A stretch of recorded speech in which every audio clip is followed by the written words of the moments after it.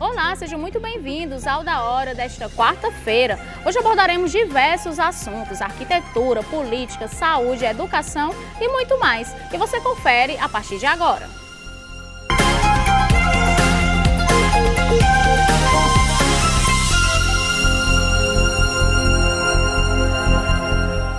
A TV União não se responsabiliza por conceitos, falas e diálogos entre os convidados em debates nos programas veiculados na grade. A direção.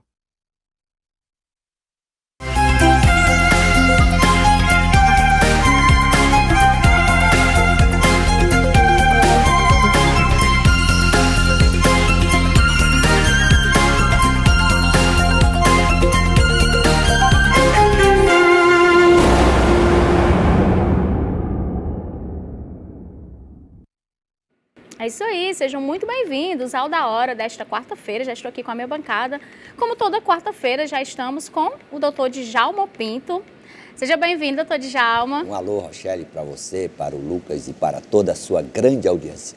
E o Lucas, como prometido, que vinha novamente para tirar mais algumas dúvidas, né? Lucas Rosolini, que é o presidente do Conselho de Arquitetura e Urbanismo. Seja bem-vindo, Lucas. Boa tarde, Rochelle. Boa tarde a todo mundo. Boa tarde, Djalma. E é um prazer estar aqui compartilhando os saberes da nossa área de arquitetura com vocês. É isso. E nós vamos começar chamando a previsão do tempo para hoje e para os próximos dias. Olá, pessoal. Vocês que amanheceram aqui no litoral de Fortaleza perceberam que começou um pouquinho com mais nebulosidade, com algumas chuvas passageiras no início da manhã. Essa tendência continua, principalmente para amanhã, quinta-feira e sexta-feira, no final das madrugadas e início da manhã, com um pouquinho de chuvas passageiras, isoladas, devido ao transporte de umidade que é proveniente do oceano. No interior do estado, a tendência de mais estabilidade. Entretanto, a partir da noite de amanhã e madrugada de sexta-feira, tem uma tendência de chuvas passageiras e localizadas no Cairi, no sul da Jaguaribana e no sul do Sertão Central e Iamuns. Essas chuvas são devido à área de instabilidade que está provocando chuva no leste e no nordeste do Brasil, que deve aumentar um pouquinho devido ao transporte proveniente do vento. As temperaturas devem ficar elevadas no período da tarde, principalmente no Vale do Jaguaribana, no Vale do Jaguaribe, também no litoral norte, próximo da cidade de Sobral, com temperaturas ficando entre seus 35 e 37 graus Celsius. As temperaturas minhas devem ficar um pouquinho mais elevadas, o que foi constatado nos últimos dias, ficando ali entre 17 a 20 graus Celsius no final da madrugada, principalmente em regiões serranas. Aqui para a cidade de Fortaleza, as temperaturas devem variar entre 23 durante o início da manhã, até chegar aos seus 32 graus no período da tarde. É isso aí, vamos começar aqui. O consórcio formado por Beach Park, o Grupo Social Club, foi o vencedor da licitação da concessão dos espigões da Avenida Beira Mar. Entre os compromissos, o consórcio vai investir mais de 100 milhões em atrações para equipamentos. O resultado do processo licitatório foi publicado no Diário Oficial do município. A proposta vencedora prevê investimento de 29 milhões para o alargamento em balanço sem interferência com o mar. O contrato ainda prevê 5,9 milhões em outorga para a Prefeitura de Fortaleza. Em relação ao meio ambiente, tem como controlar os danos causados pela ampliação da faixa de areia no aterro da Praia de Iracema? Essa é uma dúvida que acredito que muitos moradores de Fortaleza têm, sabe? Essa questão dos espigões, de aterrar, né? Uhum. O que danos pode trazer para o meio ambiente? Rochelle, isso a gente tem exemplos em diversos municípios, até mesmo no Nordeste, né? Por exemplo, Recife. Não sei se as pessoas sabem disso, mas após a construção do porto lá em Recife, houve uma mudança nas correntes e por isso que os tubarões acidentalmente param na costa. Eu não estou dizendo que aqui vai aparecer tubarão. O que eu estou dizendo é que os danos podem ser difíceis de mensurar, mas existem maneiras de mensuração desses possíveis danos e as pessoas têm que fazer esses estudos ambientais, que a gente fala, os estudos de impacto ambiental. Sim. Em muitos momentos, em muitos projetos, eles não são corretamente bem feitos, ou então, em alguns momentos, eles são realmente ignorados, a depender dos interesses da gestão ou da empresa, mas não é isso que a gente espera que aconteça aqui em Fortaleza, né? A gente considera que a licitação daqui seguiu esses princípios, fez todos esses estudos, no caso, né, dos aterros, mas a gente tem visto alguns incidentes e algumas, digamos, formações na areia ali que não eram comuns antigamente. Por exemplo, estamos formando barrancos na beira da praia, né? Isso está causando acidentes. A gente viu há pouco tempo, a gente não tem certeza se isso tem relação direta com o incidente, mas uma pessoa faleceu há poucos dias ali por afogamento. E então, isso daí são danos ambientais também, porque a praia, o normal, o costume que a gente tem com a nossa praia é que a areia vai inclinando levemente, Sim. você tem um controle da água, sabe onde a água está.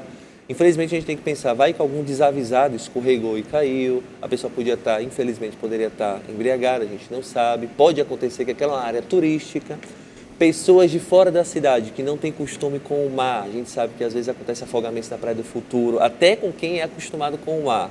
Sim. Imagina com quem é um turista Questão da empolgado, profundidade, desavisado. né, Então, o Lucas, que isso é está um no tipo- raso e de repente... Exatamente. Isso é um tipo de dano ambiental também. Sim. De, talvez não um dano, mas um contratempo ambiental que vai influenciar diretamente no modo de viver das pessoas. E quem estiver desavisado vai ter muito mais risco do que quem já é da cidade. E por a gente ser uma cidade turística, a gente tem que ter um cuidado ainda maior com o planejamento dessas intervenções. Questão da sustentabilidade, da preservação. A gente vê aí também o Icaraí, que tinha beira-mar, né? E por conta, não sei se é isso, eu sou um pouco leiga, mas em relação a isso, da construção dos espigões aqui em Fortaleza, que atingiu lá a beira-mar do Icaraí. Teve alguma coisa a ver, né? É possível que tenha.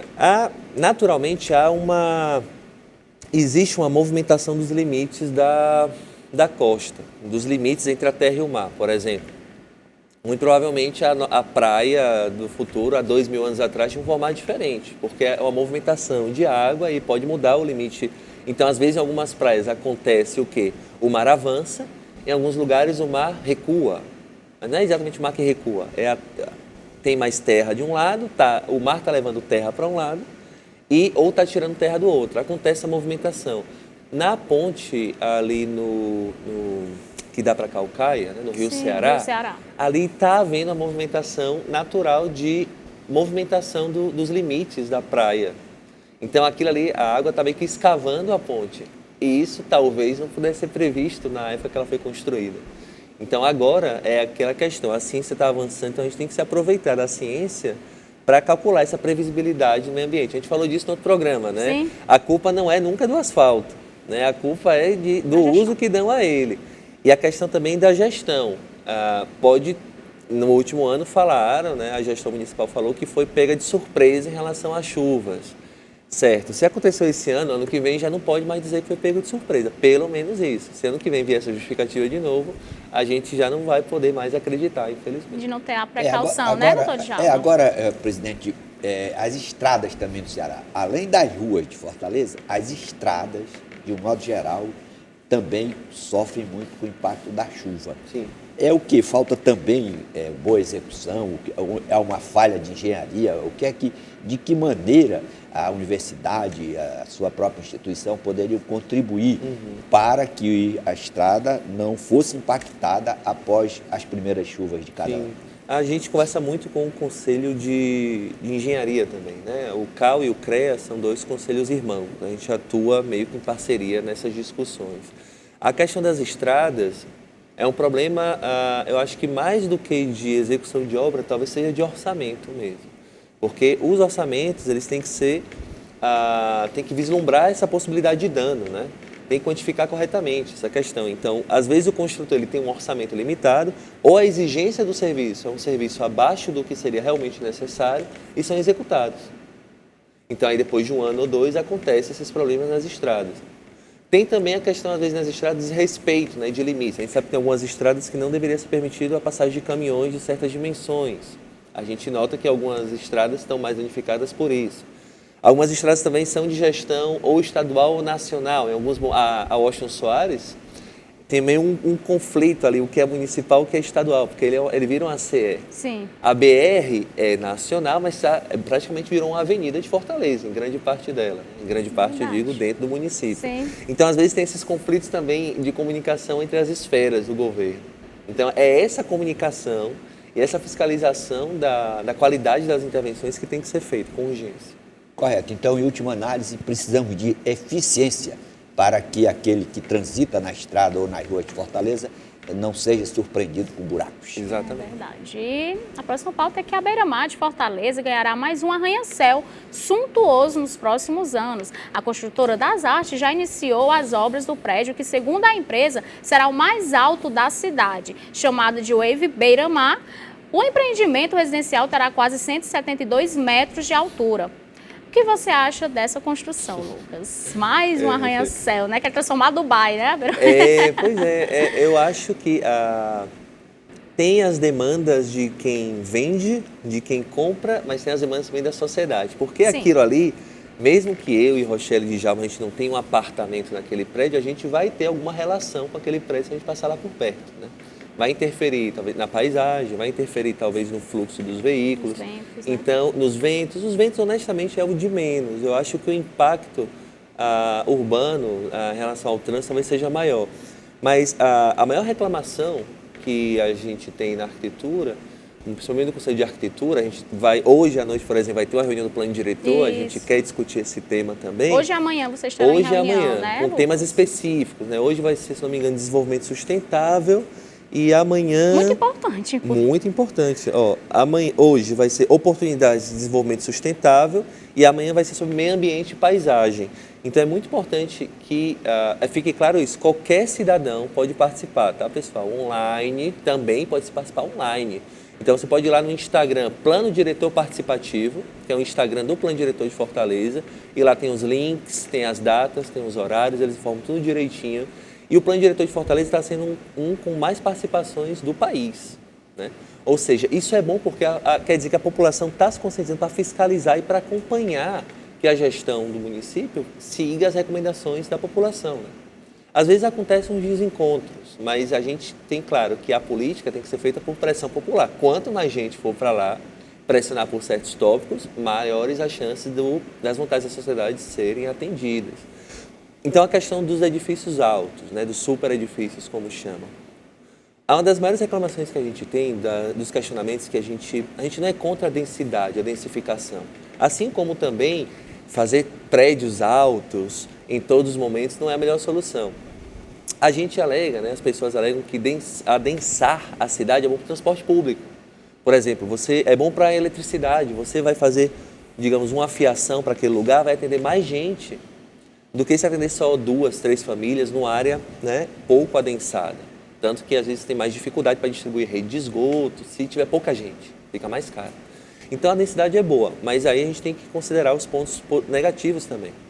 Nesses edifícios, um grande problema que a gente encontra são esses sobressolos. O que são sobressolos? São esses estacionamentos de 4 andares. E só a partir dos 4 andares surge o edifício. Se a gente fizer vários edifícios desses, o que é que vai aparecer na nossa cidade? Imagina numa rua, você está vendo vários edifícios altos do lado da sua rua e você vai ver esses estacionamentos bem altos. A rua vai ficar deserta, não vai ter contato visual do prédio com a rua e vão ficar parecendo quase que pequenos castelos. Isso favorece a violência, porque o que garante a segurança ou não é a polícia em toda a esquina.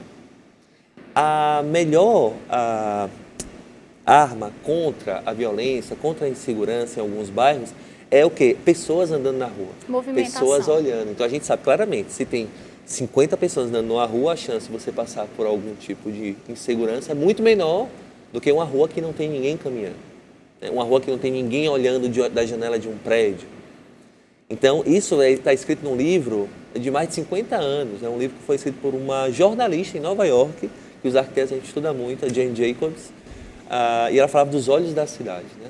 Os olhos. Então, isso é muito importante para a segurança. Então, esses estacionamentos é muito ruim. Isso é quase que unanimidade entre os arquitetos, certo?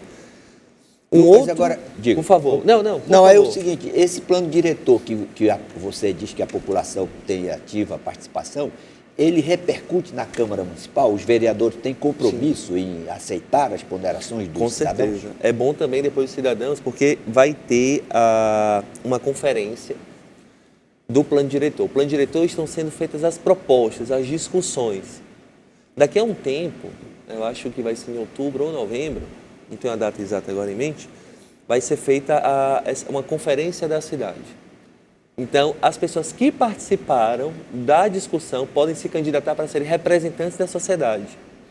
Então, as pessoas podem votar em o que é que elas querem mandar ou não para a Câmara dos Vereadores.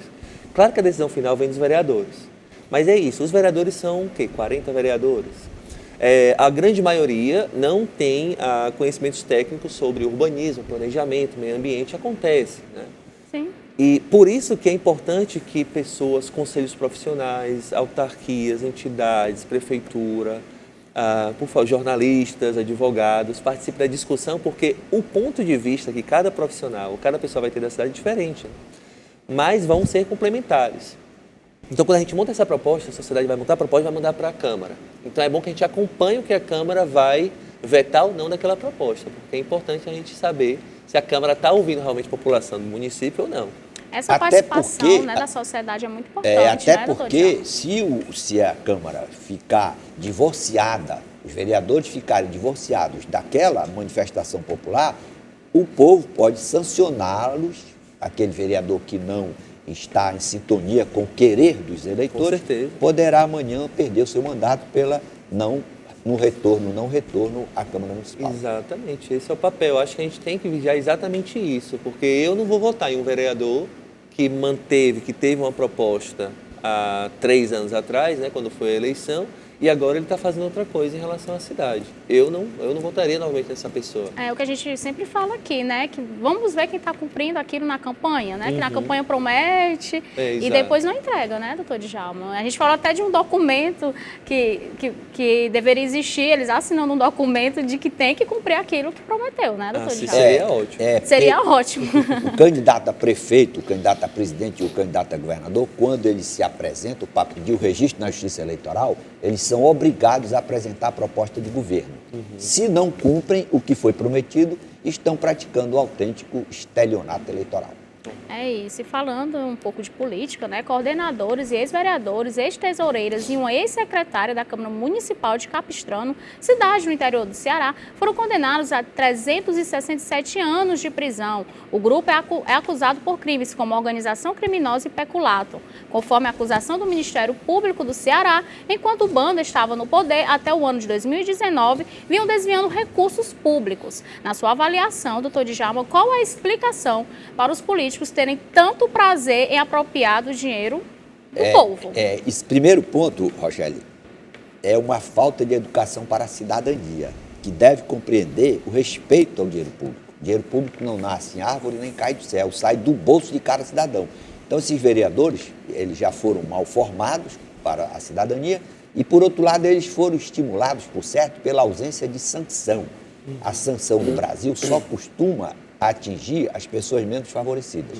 Aqueles que estão exercendo poder, que desviam o dinheiro público, que deviam dar exemplos, Lucas, essa galera comete esses crimes contra a administração pública e acaba ninguém sendo punido, ou quando é punido com a sanção que não atende à grande necessidade de estimular que a pessoa não tenha a ousadia para praticar esses delitos que são tão nocivos à coletividade. E aí, Lucas, esse tipo de comportamento acaba atingindo a gestão, né? Que a gente vê aí as má gestões, como você sempre fala, em relação ao urbanismo da cidade, né? Sim, com certeza. Até essa questão de má gestão, outra coisa interessante que eu lembrei agora, sobre que tem relação com os prédios altos. Outra coisa que a gente tem que estar atento, bem atento, além da segurança local, é com a distribuição dos serviços na cidade. Porque tem aquela questão, ok, vamos adensar e vamos baratear a infraestrutura, porque vai servir mais gente. Mas isso não quer dizer que você possa deixar de investir em outras regiões. Então, o ideal seria o quê? Que o IDH do Meireles e da Aldeota, acreditem se quiser, se a gente separar por bairros em Fortaleza, alcança IDH de países nórdicos. E a gente tem, ao mesmo tempo em Fortaleza, bairros com IDH similares ao Afeganistão, a Angola, sabe, a países com IDH mais baixo. A Serra Leoa, que é um dos países com menores IDHs do mundo, temos bairros em Fortaleza com IDH similar à Serra Leoa. Isso é absurdo. Então, o que a gente tem que fazer? Eu acho que uma maneira de favorecer tanto a sociedade como a gestão, como os investidores, os empreendedores da construção civil, seria distribuir esse serviço, essa qualidade de serviços em todo o município. Os terrenos não se concentrariam, seriam terrenos de altíssimo valor e terrenos de baixíssimo valor. Teremos mais terrenos com valor mediano E aí, por ter mais segurança, mais saúde, mais hospitais, mais escolas, poderíamos construir novas casas, novos edifícios em outras regiões da cidade. Então a gente tem que tomar cuidado com isso. Fortaleza ainda é fortemente marcada pela desigualdade. E a gente sabe que tem bairros que você, Rochelle, ou eu, ou Djalma, vai preferir caminhar a pé do que em outros. A gente tem isso claramente na nossa cabeça. E isso tem que ser mudado. Eu acho que esse é o critério da boa cidade. Explicar a gente tem que saber isso, onde caminhar.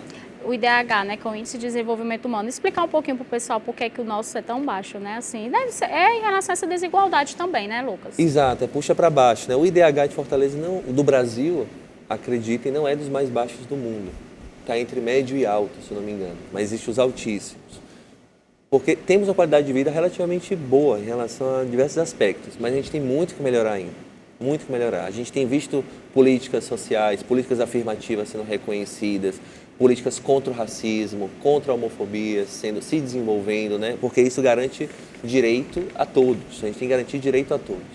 E o IDH, o Índice de Desenvolvimento Humano, tem a ver com educação, com renda, com saúde. Segurança.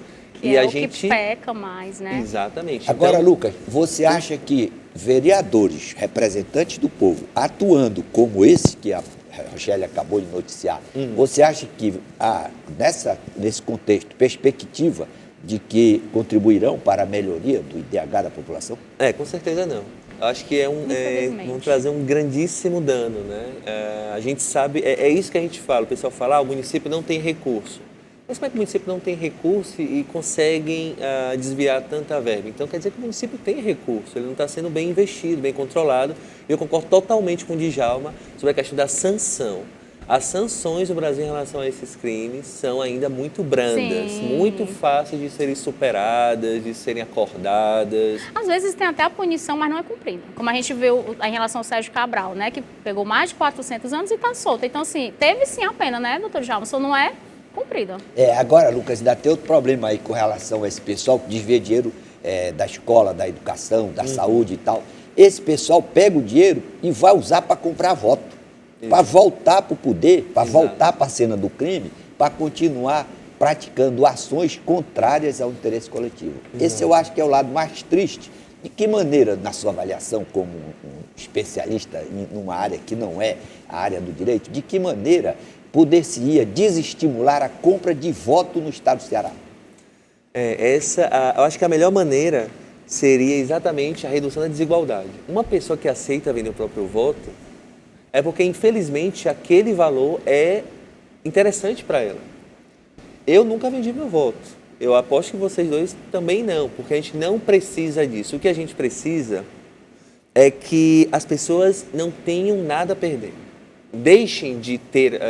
E que elas não precisem ter que precisar, Exato, elas não precisam... É desesperador uma pessoa ter que aceitar voto. É desesperador uma pessoa no interior, que eu já ouvi histórias do tipo, ter que votar em um certo tipo de político, senão o caminhão-pipa não chegava na comunidade dela. Senão o carro não leva para Fortaleza para uma consulta, exato. Porque fica aqui em Fortaleza as consultas, que é outra problemática que a gente tem, e não existe investimento de saúde nos municípios, né? Então acaba sobrecarregando aqui o município de Fortaleza, que tem que receber todo o pessoal do Ceará, do estado, né? Exato. E aí, às vezes, aquele carro para levar e para trazer também... Exato. A pobreza, serve, né? a pobreza, infelizmente, para muita gente é conveniente, porque você fica mais fácil de controlar as pessoas. Se a gente acabar com a desigualdade, as pessoas não tiverem mais necessidade e nem facilidade de serem chantageadas, elas vão votar em que elas quiserem. Agora ainda tem um ponto que a legislação ela precisa ser aplicada, porque ela já disponibiliza mecanismos para você retirar da vida pública essas pessoas que se valem da pobreza para comprar voto,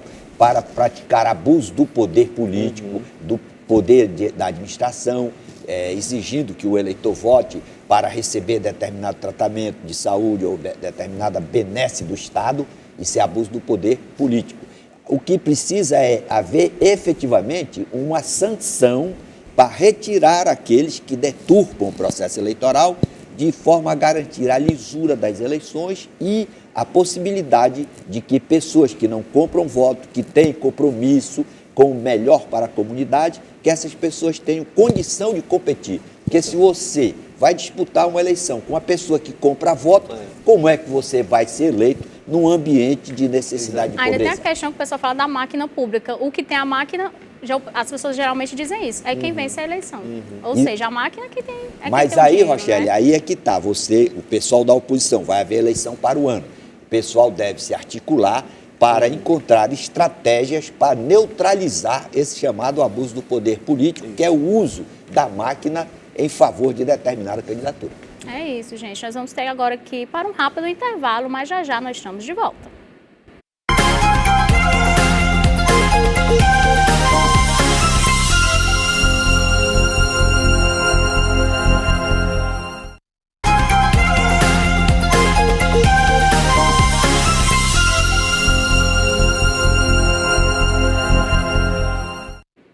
Estamos de volta com o Da Hora desta quarta-feira, continuando falando de algumas problemáticas. A gente teve agora, por último, descontos em carros populares, quando, na verdade, a gente acredita que a prioridade seja a habitação, porque tem aumentado o número de moradores de rua.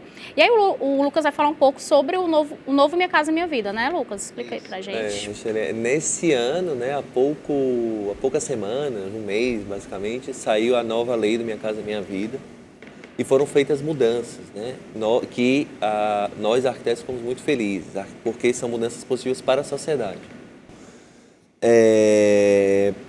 Particularmente, eu e 2 colegas arquitetos, uma colega do Paraná e outro colega do Distrito Federal, a gente decidiu fazer uma proposta na lei, de emenda da lei. A gente redigiu um texto e enviou para uma deputada do Rio Grande do Sul. A gente achou uma deputada que recebeu nossa proposta, ela encaminhou e essa proposta foi aceita.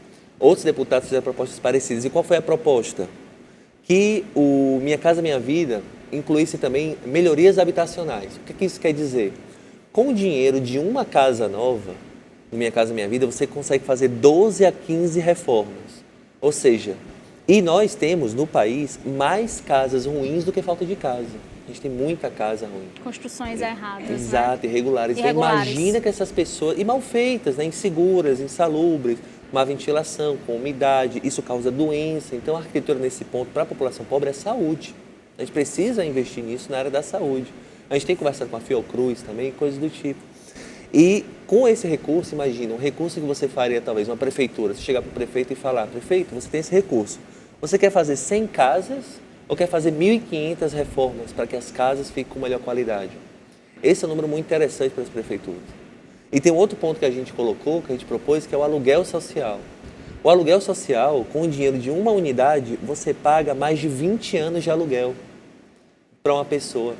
Então, será que realmente a gente precisa construir mais casas? Ou talvez aproveitar aquelas casas que estão abandonadas no centro, aqueles apartamentos que poderiam ser reformados e a pessoa não teria que morar longe. A pessoa ia morar num bairro já estruturado, perto da praia, com serviço, com transporte, perto do trabalho. Aí, por causa disso, o município ia ter que investir em segurança, investir em educação e ajudar a população pobre. Então, isso reduziria a quantidade de pessoas em situação de rua.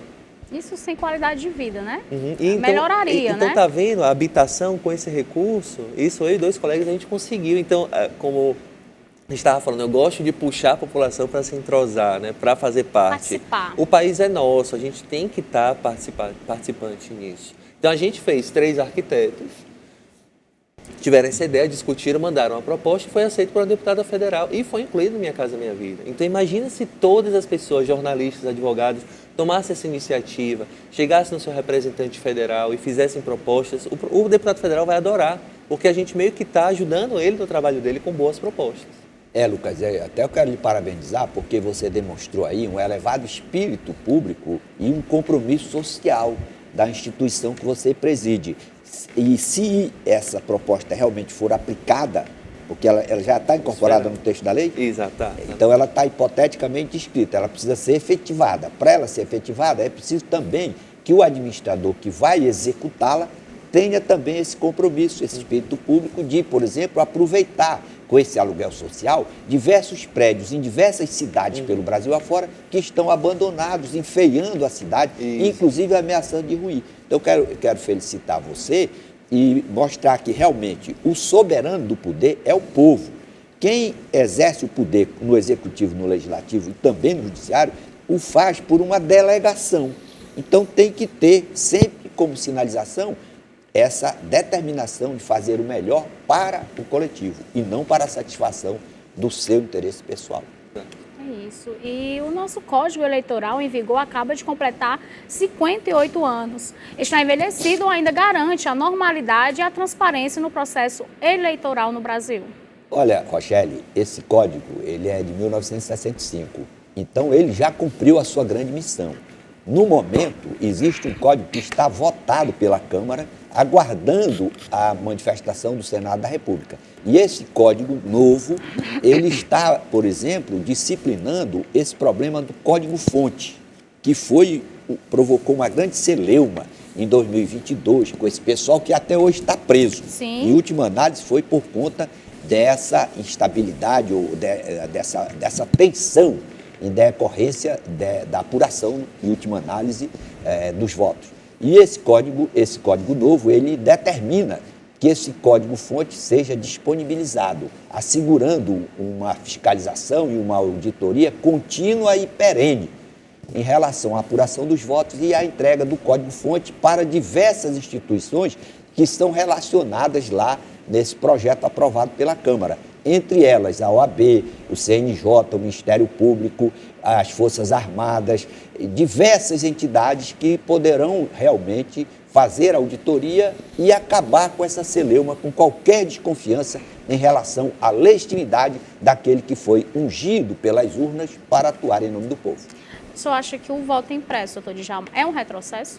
Muito pelo contrário, essa é outra discussão que foi fake news. Qual foi a maior fake news da eleição de 2022? Dizer que o voto impresso permitiria que o eleitor saísse para mostrar em que ele votou para o traficante ou que seria um retrocesso. Na verdade, Rochelle e Lucas, desde 1995, a Lei 9.100, do dia 29 de setembro de 1995, exige a impressão do voto. Essa lei, inclusive, ela autorizou o uso da urna eletrônica no processo eleitoral brasileiro.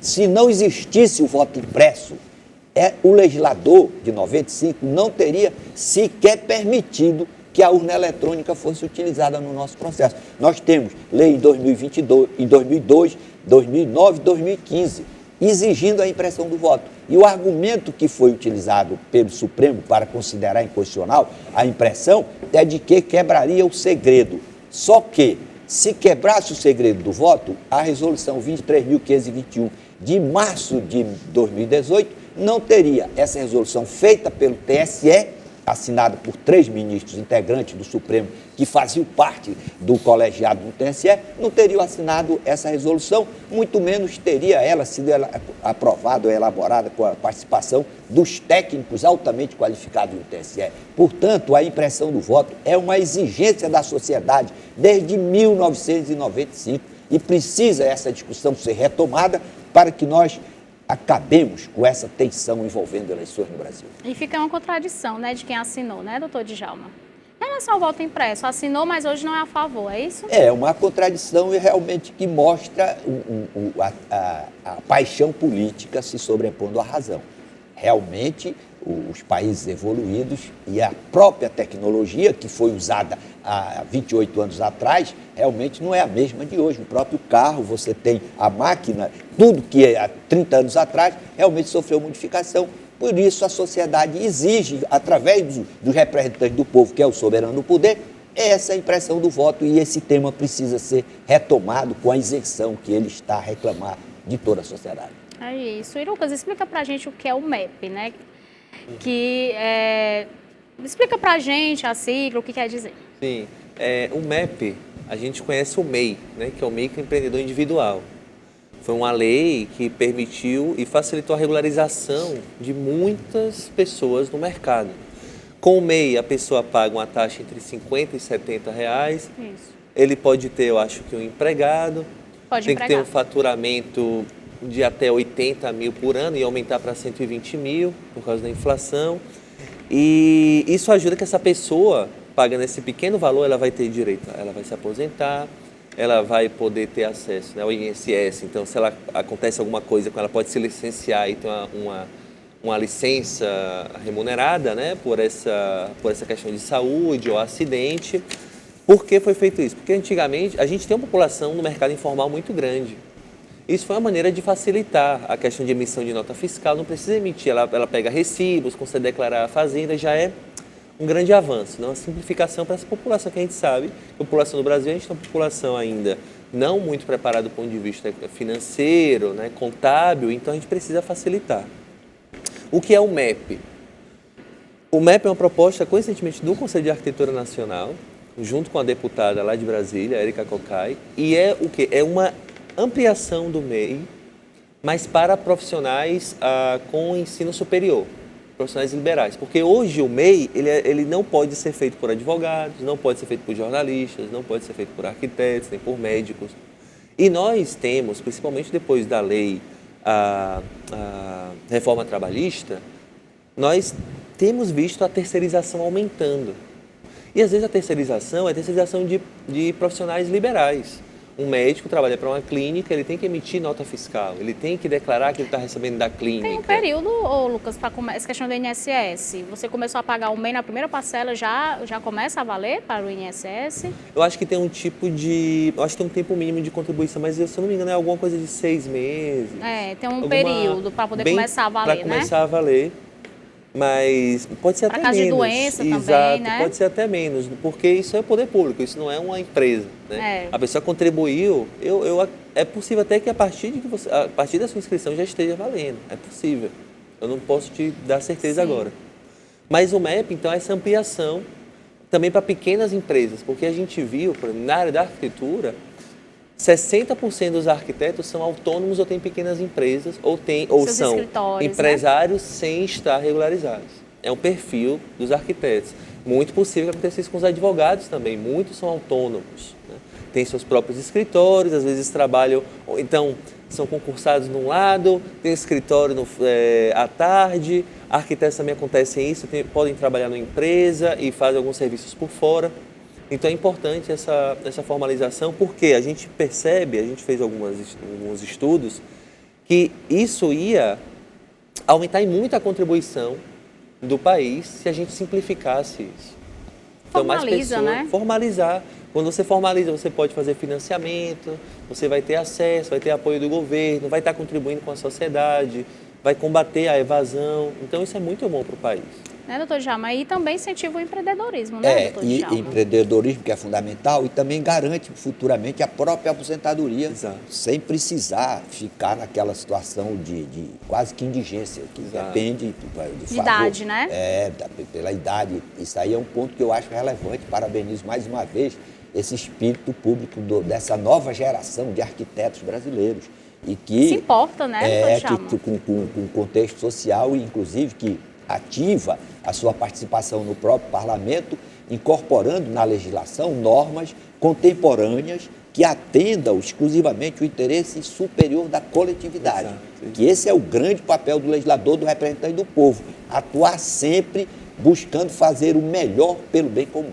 Então o MEP é só para quem tem nível superior, aí inclui todas as classes? Ou é todas as profissões, médicos, o Conselho de Arquitetura Nacional está conversando com a OAB, está conversando com o CREA, Conselho de Odontologia. Aí gera ali o número também, tipo o CNPJ também, do mesmo jeito? Isso, tudo. Honestamente, isso não foi concluído ainda, porque como estava tendo a reforma tributária, meio que parou tudo para discutir a reforma tributária, que a gente sabe que é um assunto delicado, né? Que está mais de 30 anos em pauta e nunca foi realmente feita.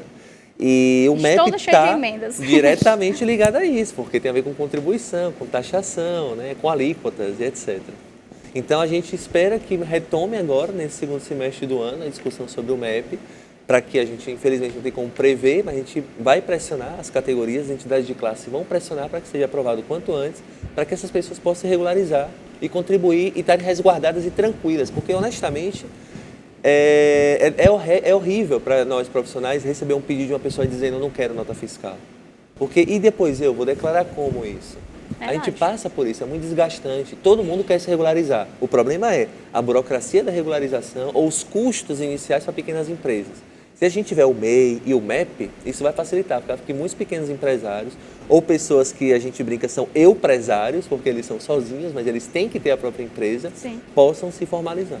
Essa desburocratização é o que a gente espera, né? Que comece a realmente, né, pôr em prática, né? Agora ele falou na reforma tributária. O problema do Brasil é o seguinte, realmente essa reforma tem pontos positivos, O grande problema do Brasil é gastar demais e gastar mal. Esse é o grande desafio que nós precisamos colocar na nossa governança, pessoas realmente comprometidas que tenham o mesmo zelo com o dinheiro público que as pessoas, de um modo geral, têm com o zelo do seu próprio dinheiro. Exato. Você, por exemplo, não vai contratar no seu conselho de engenharia um contador, uma pessoa que não entenda daquela matéria que você está precisando. Mas no serviço público, não, você nomeia, cria ministério desnecessário para acomodar conveniências por conveniência política. Enquanto nós tivermos essa mentalidade de gastar sem limitação, sem critério, sem busca da eficiência, nós teremos sempre o aumento da carga tributária e um serviço de má qualidade prestado ao contribuinte que paga o imposto. E a importância aos ministérios, tipo como agora saúde e educação, esse sim tem grande importância à base, né, doutor Djalma? Ele colocou aí que a segurança, por exemplo, depende da qualidade do cidadão. Você vai ser assaltado geralmente por uma pessoa pelo menos que vai para a penitenciária, o cidadão que não teve acesso a uma educação de qualidade. Esse vai assaltar a mão armada, Lucas. Vai tomar o dinheiro, o celular da pessoa na parada de ônibus. Agora, o outro grande problema é que o cidadão que vai para a universidade é doutor, pós-doutor, mas não pode ver uma verba da licitação da estrada, da licitação do hospital, vai assaltar o dinheiro público. Na sua avaliação, Lucas, você que é um jovem que tem respeito público, como é que o Brasil combate isso? O cara estudou na melhor universidade. Você pode ver, todos os políticos que estavam na Lava Jato são altamente qualificados, estudados nas melhores universidades do Brasil, mas não podem ver dinheiro público. Está lá o cara que era vice-presidente da Caixa Econômica, 55 milhões de reais no apartamento dele. Pode ver que esse cara estudou na melhor universidade do estado dele. Como é que a gente reverte isso? Ele vai responder, mas a gente vai precisar fazer um rápido intervalo e na volta o Lucas responde. Até já.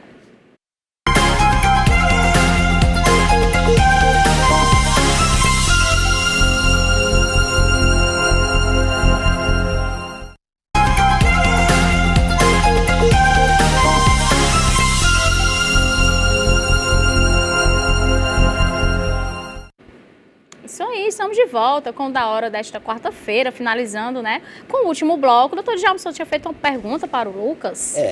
Para ele, como um jovem, que é um líder de classe, como é que ele poderia contribuir para que as pessoas que estudam nas melhores universidades brasileiras, quando venham a exercer poder político, administrar a cidade, o seu município, não tenham essa propensão para assaltar o dinheiro público? Pronto, a gente, eu como pessoa, falar como pessoa e como presidente, né, separar as coisas.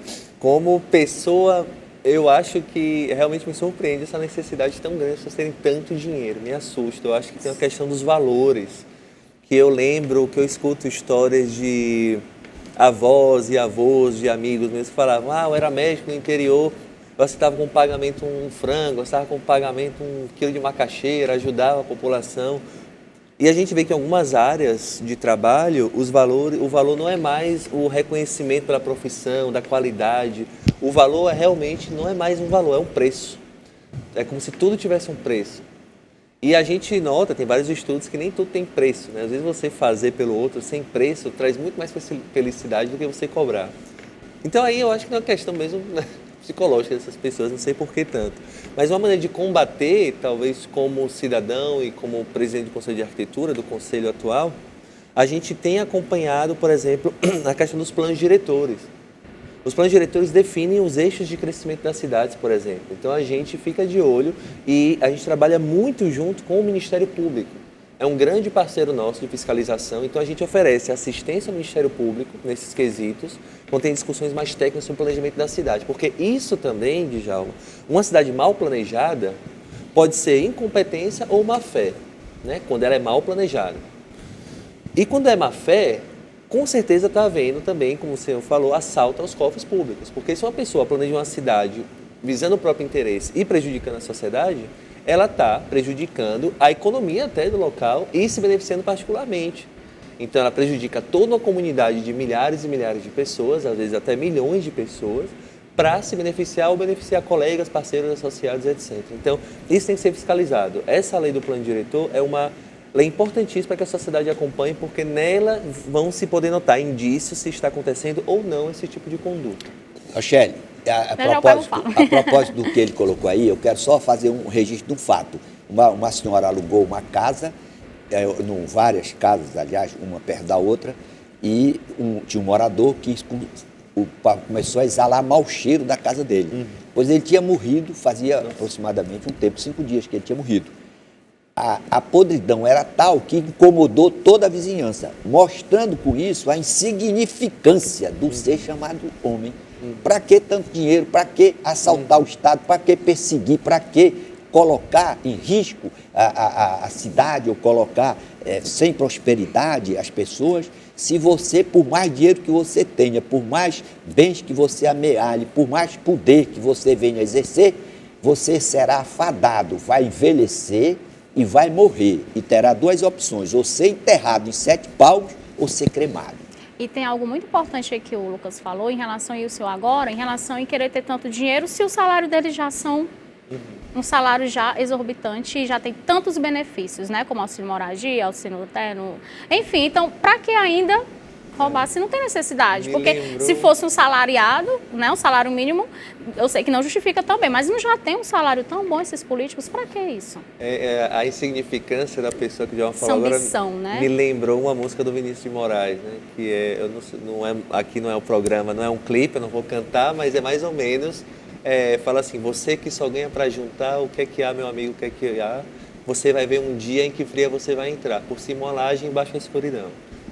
É isso, né? A vida vai acabar do mesmo jeito para todo mundo, né? Essa ambição realmente é um pouco assustadora, chocante, né? assustadora, mas honestamente, eu que sou filho de teólogo, né? Ele fala, meu filho, e já existe aquele ditado também, o inferno é aqui, né?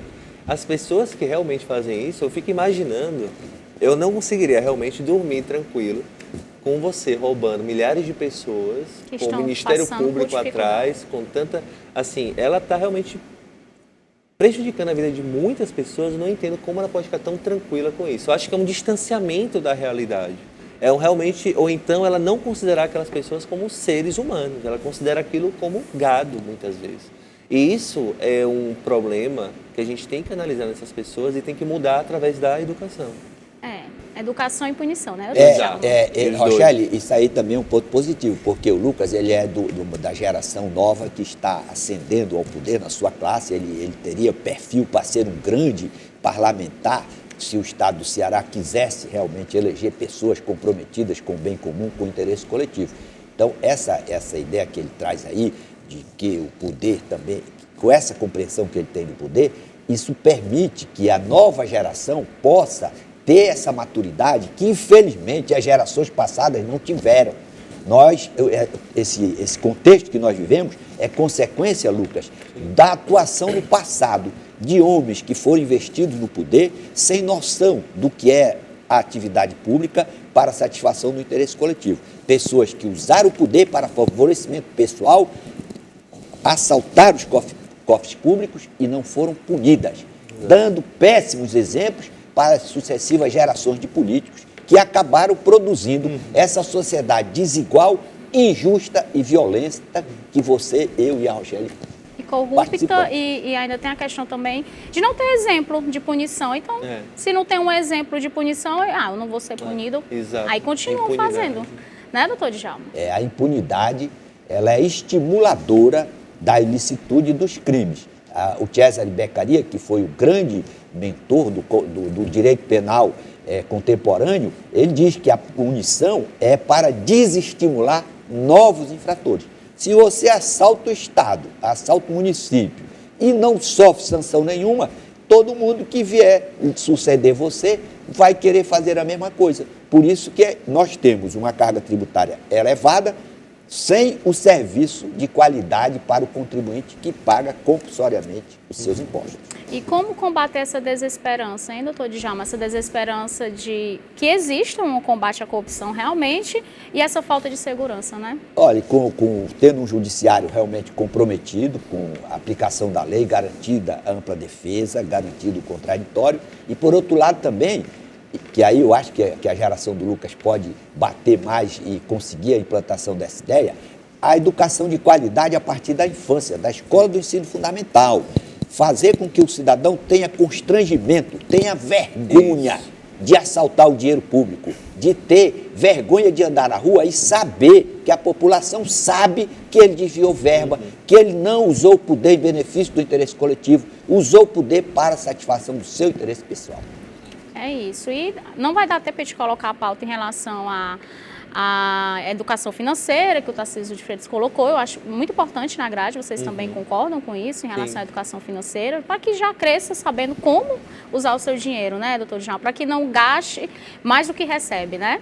Você acha também importante, né, Lucas? Sim, importante, mas não é o único caminho, né? Vamos lembrar que tem, a gente às vezes entra num debate que parece que a gente tem que tomar cuidado que a pessoa não é rica porque não quer, como a gente vê alguns videozinhos na internet, né? Quem trabalha muito fica rico. A gente sabe que não é bem assim, porque a gente sabe que algumas pessoas largam mais de trás na corrida do que outras. Então a gente, como o Djalma falou, tem que garantir essa igualdade de oportunidades, pelo menos do ponto de partida, e dar a escolha à pessoa se ela quer realmente aquela vida de muito trabalho, ou menos trabalho, ou mais tranquilo, ou morar na praia, mas tem que ter um mínimo de condição humana. Né? A gente não pode obrigar todo mundo, como vem acontecendo nos dias de hoje, todo mundo está muito cansado, correndo demais, trabalhando demais, e não tem a opção de, olha aqui, é o seguinte, eu sou um ser humano, eu quero ter uma vida mais tranquila. Não está mais acontecendo isso. Isso é um perigo para a sociedade, porque muitas pessoas não vão funcionar bem, não vão contribuir com a sociedade devidamente se elas estão sendo exigidas de maneira inadequada para suas condições mentais e naturais até. E você falou um ponto importante, que algumas pessoas realmente têm muito mais percalços, né, para conseguir o sucesso, e outras têm menos, né? É o Brasil que a gente, é o país da gente, né, doutor João? A questão da desigualdade, falta de oportunidades. Mas ele falou uma coisa importante, é a largada, todo mundo ter condição de estar na mesma situação para dar largada. Como é que se consegue isso? Com a educação para todos com qualidade. O ministro da Educação recentemente disse que não coloca o filho dele na escola pública porque ela não tem qualidade. Isso é uma tragédia, é a consagração da desigualdade. Como é que vai haver competitividade entre as pessoas, o mais pobre, que não vai colocar o seu filho na escola de qualidade, e aquele que tem um poder aquisitivo maior e vai assegurar que ele frequente a melhor escola da cidade. Que consegue passar em todos nos vestibulares, nas faculdades federais, nos concursos, vai passando, porque teve uma base de qualidade, né? De Lucas, estudo. se nós quisermos garantir a igualdade, reduzir a desigualdade, só tem um caminho. Escola de qualidade do ensino fundamental para todos, ricos e pobres. A melhor escola permitido o acesso do mais pobre. Onde e que os políticos tivessem que botar seus filhos na escola pública. Isso que eu ia falar. Era para ser obrigatório, escola pública e saúde pública. Eu vi uma série sobre política dinamarquesa, que está na internet, e tem um episódio que a primeira-ministra fica com vergonha de internar a filha dela no hospital particular, porque ela acha que isso vai pegar mal para ela. Como é que eu vou botar ela no hospital particular se a maioria da população não coloca? Então a questão da vergonha pode parecer uma coisa muito subjetiva, mas é uma coisa muito importante na sociedade. A vergonha define limites, né, de ação. E para concluir esse bloco, em relação do contraponto, o pobre pagando escola particular e pagando faculdade particular, enquanto o rico está lá na vaga federal. É isso, gente. A gente tem que concluir nosso horário. Extrapolou. Considerações finais, Lucas? Mas a gente agradece aqui o convite, eu como arquiteto agradeço. Adoro participar aqui desse programa, por ter essas conversas tão interdisciplinares, que eu acho que a gente precisa disso, as pessoas precisam saber que a discussão da vida, da sociedade, não é para falar só de um assunto de cada vez. Os assuntos todos se interrelacionam, um interfere no outro, e é importante a gente ter mais programas como esse, estimulando esse desenvolvimento da mente e da participação, estimulando a participação da população na sociedade. Parabéns para vocês. Obrigada, Lucas, pela sua participação. Está convidado para voltar. Doutor Djalma. Quero mandar um abraço para o doutor Mota, doutor Inocência, a professora Sueli, grande educadora do Ceará, que é professora do ensino fundamental em Nuremberg. E, para minha surpresa, ela já me informou que o filho do prefeito foi aluno da escola pública na qual ela é professora. Na Alemanha. Na Alemanha. Uma grande lição para o Brasil. É isso. Quero agradecer a participação de vocês. Foi ótimo. Quero agradecer também a sua audiência e dizer que amanhã nos encontramos aqui no mesmo horário. Você fica agora com o programa Ferreira Aragão. Até amanhã.